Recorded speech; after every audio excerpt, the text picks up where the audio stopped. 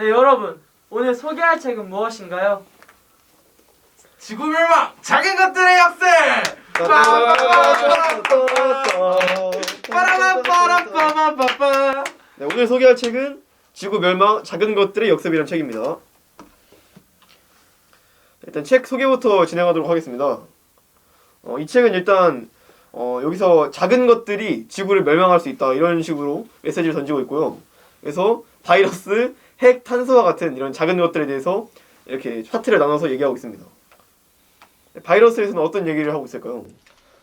바이러스는 일단 어떻게 인간한테 적응이 됐는지, 그리고 조류 독감이라는 바이러스가 어떻게 인간만의 바이러스로 바뀌게 되었는지, 또 이런 바이러스가 인간에게 미치는 영향을 어떻게 하면 줄일 수 있는지, 이런 얘기들에 대해서 다루고 있습니다.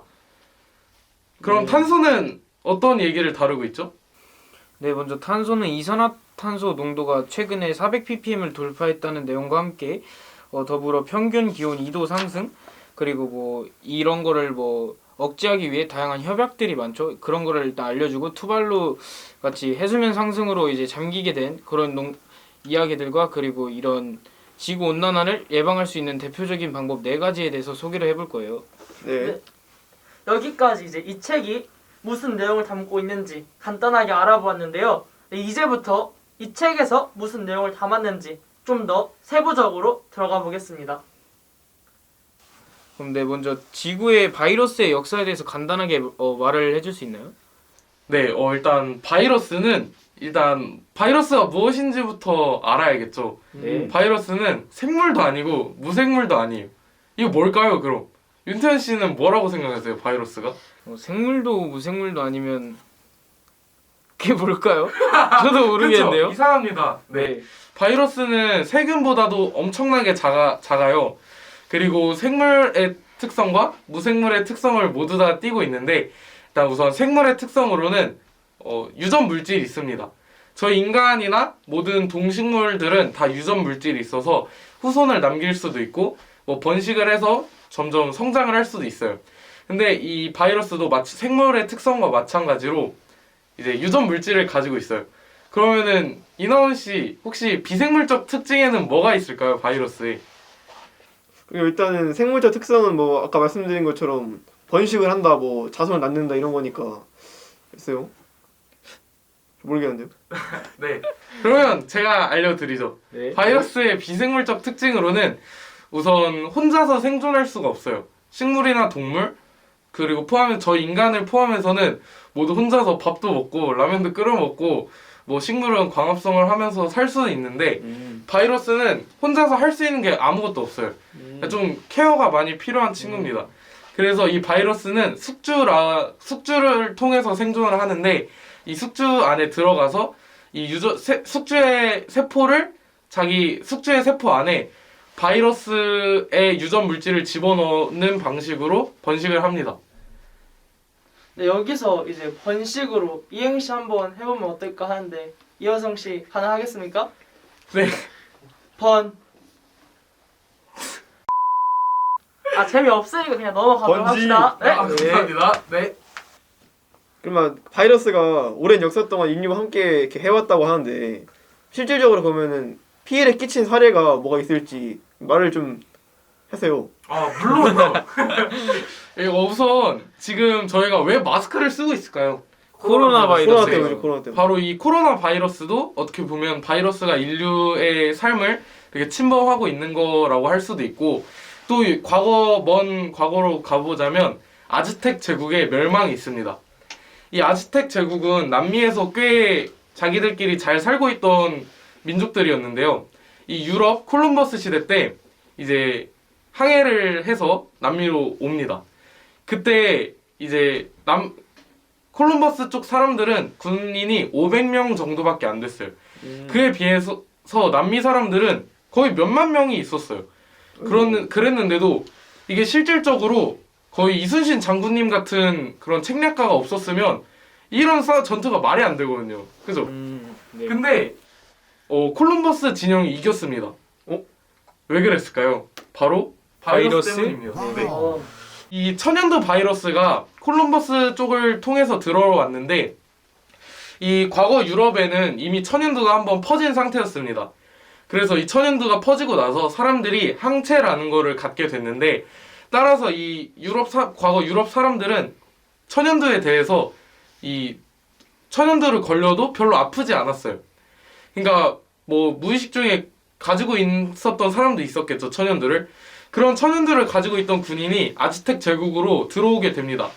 그러면서 이제 이 천연두 바이러스로 인해서 남미 사람들은 그 천연두 바이러스를 한 번도 겪어본 적이 없기 때문에 그 바이러스를 통해 아프고 이렇게 전쟁을 지게 됩니다. 그런 사건이 또 있었죠. 이제 현상 씨가 설명을 되게 잘 해주셨는데 이제 설명이 길어지다 보니까 재미가 좀 없어요. 루즈함감이 있는 것 같아요. 맞죠? 아까 현상 씨는 이제 실패를 하셨지만 나온 씨는 좋은 모습을 보여줄 저요? 거라고 생각을 하는데요. 이제 아까 핵심이었던 천연두로 삼행시 한번 갑시다. 천재지변이 일어나도 연! 여느 때처럼 두! 두루두루 다시 내자. 뭐 이 정도요. 네. 다시 이어가겠습니다. 아까 천연두 얘기가 나와서 그런데 우리 인류의 최초의 백신을 에드워드 제너가 만들었잖아요. 근데 그게 또 천연두를 그죠 대항하기 위한 그런 백신이었잖아요. 어떻게 보면 이 천연두 즉 바이러스도 인류의 긴 역사, 인류의 의학의 역사와도 같이 해왔다고 할 수가 있겠네요. 사실 또 이 종두법 덕분에 저희는 또 천연두가 없는 세상에서 잘 살고 있다고 생각을 합니다. 그쵸 완전 종식됐다고 선언이 됐었죠. 정두법 그거 한국사에서 본 것 같은데. 네, 맞아요. 그 종두법을 한국으로 가지고 오신 분이 제가 정확히 이름은 기억 안 나는데 지석영. 맞나요? 아마? 네. 네, 그렇다고 합니다. 그렇다고 합니다. 네, 좋은 정보 감사합니다. 네.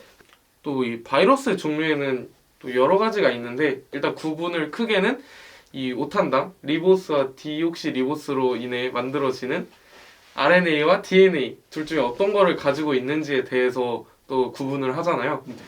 네, 그래서 이 DNA 바이러스에는 대표적으로 뭐가 있을까요? 뭐 박테리오파지 인간에게 큰 영향은 없지만 네, 맞습니다. 박테리오 파지가 있다고 할 수 있고 또 이 RNA 바이러스가 사실 좀 문제예요. 이 DNA 바이러스는 자기가 이제 그 복제 과정에서 오류를 만들더라도 수정을 합니다. 근데 이 RNA 바이러스는 오류를 만들어도 수정이 안 돼요. 그러니까 그 오류가 점점 많아지면서 이런 변이가 신종 바이러스가 나타날 수 있다고 할 수 있겠습니다. 그럼 이제 다른 걸로 이제 조류 독감에 대해서도 관련돼서 말해줄 수 있나요? 네, 우선 조류 독감은 사실 제가 좀 전에 바이러스는 이제 무생물도 아니고 생물도 아니어서 이 무생물의 특징 중에 숙주가 필요하다고 말씀을 드렸죠. 아 예. 근데 이 리처드 도킨슨의 이기적 유전자에 나오는 말을 인용을 하자면 이 바이러스도 결국 생존 기계거든요. 자기 안에 있는 이 RNA나 DNA를 전달을 해줘야 돼요. 그러려면 이제 숙주가 잘 골라야겠죠. 만약에 조류 중에 윤태현 씨는 어떤 조류로 택할 것 같아요? 많이 움직이고 좀 많은 장소에서 만나려면? 제 생각엔 철새죠. 아, 네, 맞습니다. 바로 야생 철새들이 처음 조류 독감을 가지고 있었는데요. 이 조류 독감 바이러스를 원래 철새들끼리 가지고 있었어요. 근데 아까 그 영국 사태와 마찬가지로 얘네들은 이제 면역이 있어요. 이 독감 바이러스에. 네. 그런데 이 독감 바이러스들이 뭐 한국의 양계장이나 이런 접촉이 일어나면서 이 점점 변이가 일어나게 되고 바이러스 내에서 이 변이를 통해서 이 사람한테도 전파되었다고 할 수 있겠습니다. 결국 동물만의 바이러스에서 사람끼리 전파가 되는 바이러스로 바뀌게 되었다고 할 수 있겠습니다. 이현성 친구가 말해준 이런 AI와 같은 감염병, 즉 사람과 동물이 동시에 걸릴 수 있는 감염병을 인수공통 감염병이라고 하잖아요. 네. 네. 그럼 그 뜻이 뭐예요? 아, 한자 그대로 해석을 해보면 사람인과 짐승수 공통적으로 사람과 동물이 감염될 수 있는 감염병이다 이런 의미를 가지고 있습니다. 인수공통 감염병. 네. 네. 혹시 칠행시는 불가능하시죠? 아, 칠행시는 어렵죠. 네, 알겠습니다. 네 그렇습니다. 살짝 지나치지는 말고 넘어갑시다. 네, 네. 알겠습니다. 죄송합니다. 제가 얼마 전에 그 컨테이전 이 컨테이전이라는 영화를 봤는데요. 거기서는 이 숲을 밀어내는 과정에서 바이러스가 발생해서 이 인간에게까지 영향을 미친다 뭐 이런 내용이었는데 혹시 이런 사례가 혹시 실제로도 일어나고 있는 건지 궁금합니다. 제가 이번 자료를 조사하면서 테드 강연을 하나 알아봤었는데요. 거기서도 공통적으로 이 책과 공통적으로 이야기하는 내용이 인간이 무분별하게 환경을 파괴하면서 그 환경 속에 잠재되어 있던 자기들끼리 이렇게 잘 살고 있었던 바이러스 군체들이 이제 인간 사회까지 퍼지게 되었다, 이런 내용들을 주로 다루고 있었습니다. 그래서 인간이 지금 이 책에서 이야기하는 것처럼 인류가 멸종하는데 바이러스가 충분히 기여할 수 있고, 또 이런 과정에서 인간이 환경을 파괴하는 이런 일들로 바이러스가 인간 사회를 혼란하게 만들 수 있다는 생각을 하고 있습니다. 혹시 이번 코로나 바이러스가 어떤 동물로부터 왔는지 혹시 아시나요? 박쥐요. 박쥐. 네, 맞습니다. 박쥐가 이 포유류 중에 개체수가 2위라는 거 알고 계세요? 진짜요? 네. 그건 처음 알았네요. 1위는 뭐예요? 1위는? 사람이겠죠? 뭐 사람 아닐까요? 네, 되게 사람이 잘하시네요. 고래일 수도 있고 잘 모르겠습니다. 그래요, 네. 네. 고래? 고래? 죄송합니다. 네, 네, 그래서 이 박쥐는 원래 동굴 안에만 살겠죠, 당연히. 네. 그런데 박쥐가 인간과 접촉하게 된 계기가 바로 인간의 무분별한 환경을 파괴하고 개발하는 것 때문이라고 생각을 해요. 그래서 이 환경이 파괴될수록 이 인수공통 감염병을 가지고 있는 혹은 바이러스를 가지고 있는 이 매개체의 서식지를 저희가 침범하게 되면서 접촉 기회가 많아지게 된다고 생각을 합니다. 특히 바이러스들은 또 핵산 구조가 불안정해서 그쵸. 돌연변이를 일으켜서 또 인간이나 다른 동물에게 전염될 수 있는 가능성이 상당히 많죠. 조류 독감도 RNA 기반으로 그렇게 옮겨지게 되었죠. 네, 잘 들었습니다. 네. 저는 또 이런 얘기를 해보고 싶은데 이제 공장식 사육, 사실 우리가 이제 점심에 뭐 이제 치킨을 먹었는데 거기 이제 보통 그런 닭은 이 공장식 사육으로 인해서 생산된 닭일 거란 말이죠. 그러니까 이처럼 우리가 이렇게 맛있는 치킨을 먹을 수 있는 것처럼 이 공장식 사육이 여러 가지 장점도 있는데 또 이게 단점이 돼서 좀 바이러스 또 이것도 인간에게 영향을 미칠 수 있는 그런 게 있다고 하는데 좀 설명해 주시죠. 일단 공장식 사육은 되게 생각하는 것처럼 일단 좁은 케이지에 그 특정 동물을 넣어놓고 이제 뭐 닭이면 알을 낳도록 하거나 아니면 돼지는 그 우리 안에서만 생활을 해서 이제 음식을 먹이고 또 나중에 이제 도축장으로 가서 이제 이런 일련의 과정을 거쳐서 우리의 식탁에 오르게 되는데요. 일단 이 공장형 사육의 문제점은 일단 아무래도 가장 요즘 최근에도 대두되고 있는 동물 복지 논란도 있고, 일단 이 동물들이 좁은 공장 케이지 안에 모여 있게 되면은 상대적으로 이 바이러스가 한번 퍼지게 되면 한꺼번에 모두 다 감염이 될 수 있는 위험성이 상당히 높잖아요. 그래서 이제 AI의 경우에도 한꺼번에 한 농가를 다 폐쇄하기도 하고, 네, 구제역도 그렇고. 네, 한꺼번에 다 불태워버리기도 하고 이런 일들이 일어나는데요. 네, 그런 문제점이 현재 있습니다. 네, 좋은 설명 감사합니다. 네. 그럼 이제 마지막으로 바이러스와의 전쟁이 지금 저희가 인류와 계속 진행되고 있는데, 그럼 이 바이러스와 인간은 앞으로 어떻게 해야 될까요? 일단 바이러스는 인류와 지금까지 긴 역사를 함께 해온 만큼 앞으로도 뗄래야 뗄 수 없는 관계인데요. 일단 제가 생각할 때는 앞에서 말씀드렸다시피 인간이 환경을 파괴하는 게 곧 숨어있던 바이러스들을 나오게 하는 그런 촉진 기제가 될 것 같아요. 네. 그래서 일단 우리가 환경을 보존하고 이런 일련의 노력이 있어야지 새로운 바이러스와의 접촉도 피하면서 그들만의 이제 생존 우리를 만들고 우리들도 우리 안에서 이제 행복하게 생활할 수 있는 그런 경계가 지어져야 하지 않을까 하는 생각이 가장 큽니다. 그렇네요. 네, 또 혹시 인수공통 감염병의 발생 빈도수가 점점 빨라지고 있다는 거 알고 계신가요?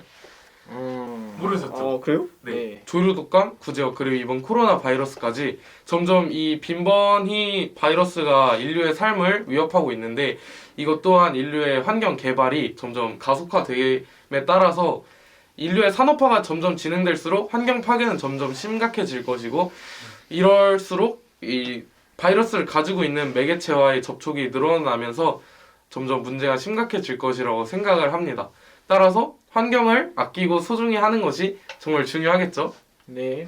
네, 바이러스에 대한 마지막 질문까지 대답을 잘 해주셨는데요. 이제 바이러스에 대한 질문을 마무리하면서 이제 민서 씨가 바이러스는 뭐다라고 이제 한 단어로 정의해 주시면 좋을 것 같습니다. 민서 씨에게 있어서 바이러스는 무엇인가요? 바이러스는 빙산의 일각이다. 찢었다. 어떤 의미죠? 일단 바이러스는 아직 우리가 모든 바이러스에 대해서 다 알고 있는 것도 아니고 아주 극히 일부만 알고 있는데도 이렇게 마스크를 쓰고 생활하고 이런 불편한 생활이 엄청 큰 영향을 미치고 있는데요. 작은 바이러스가 만약 이 빙산의 일각처럼 숨어있는 많은 바이러스들이 인간의 환경 파괴로 더 등장하게 된다면 우리는 아마 정말 이 책에서 말하는 것처럼 지구 멸망에 가까워질 수도 있을 것 같다는 생각에 그렇게 이야기를 했고요. 그렇군요. 근데 이제 지구 멸망을 또 일으킬 수 있는 요인에서 이 책에서 또 이제 바이러스 말고 제시하고 있는 게 있는데 탄소죠. 탄소죠, 탄소. 탄소에 대해서 다시 이야기해 보도록 하겠습니다. 네.